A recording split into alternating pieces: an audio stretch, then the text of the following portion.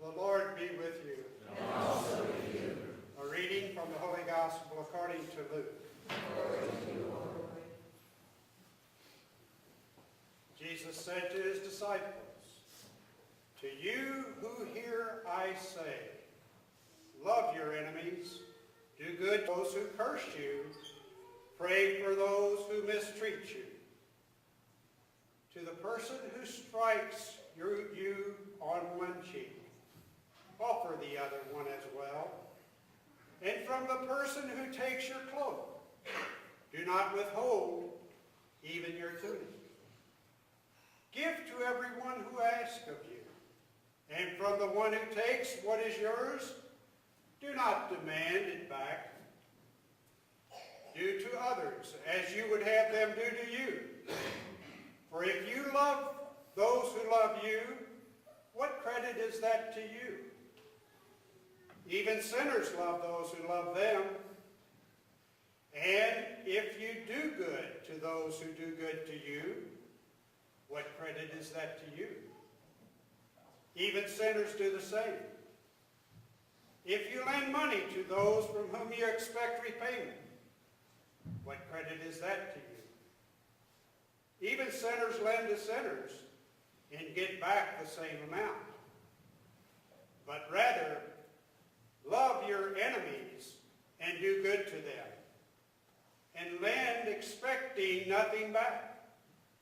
Then your rewards will be great, and you will be children of the Most High. For he himself is kind to the ungrateful and the wicked. Be merciful, just as your Father is merciful. Stop judging, and you will not be judged. Stop condemning, and you will not be condemned. Forgive, and you will be forgiven. Give, and gifts will be given to you.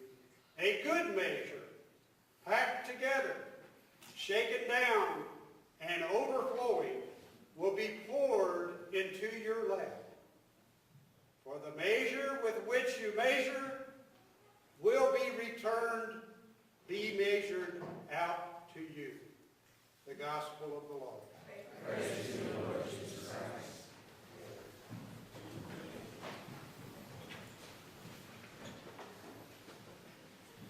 Well, these are very disturbing words this morning, indeed.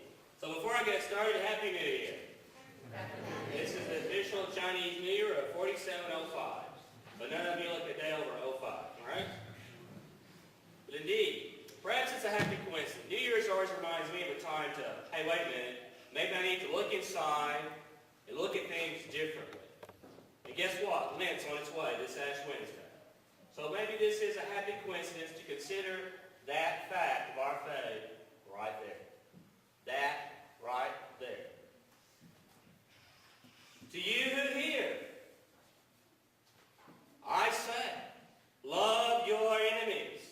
Do good to those who hate you.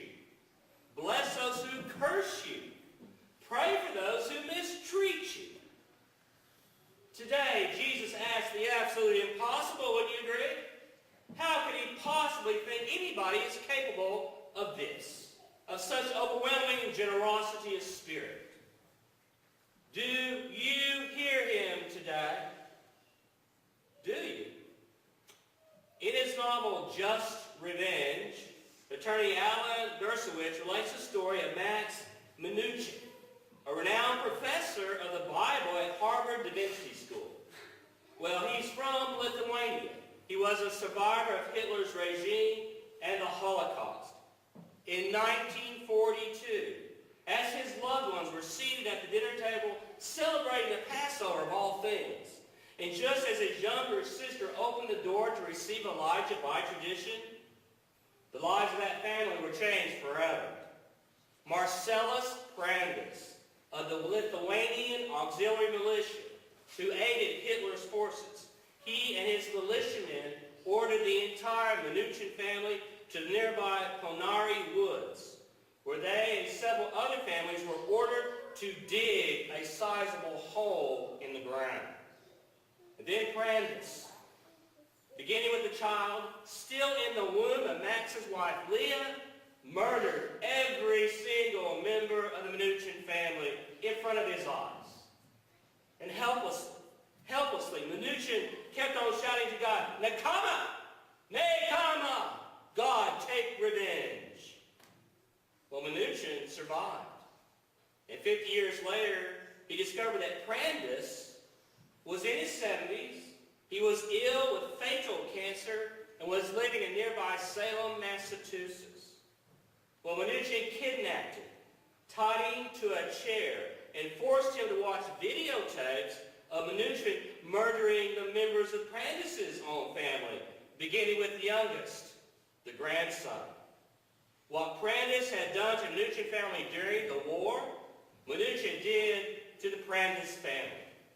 And helplessly, Prandus pleaded, begging him to stop, imploring his mercy, saying, Jesus would say, forgive them, forgive me. But Mnuchin shot back, you should have listened to Jesus in the Culinary Woods. Now you're going to get a taste of Old Testament justice. Well, after seeing his children and grandchildren die before his very eyes, Prandus took the cyanide that Mnuchin provided.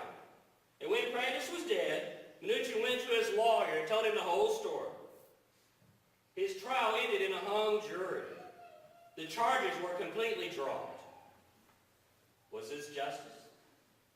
Or was it revenge? This is precisely the question set before us today, as we gather right here to consider the actions of David long ago and the teaching of Jesus in this regard specifically. According to the law that stipulated life for life, eye for an eye and a tooth for a tooth, it would appear that David had the right to rid himself of Saul, who had plotted against his life. The fact that David did not exercise that right showed him to be possessed of a nobility that rose above mere human revenge, however justifiable it may have seemed. And perhaps, just perhaps, there's a place in each of our hearts that could justify revenge.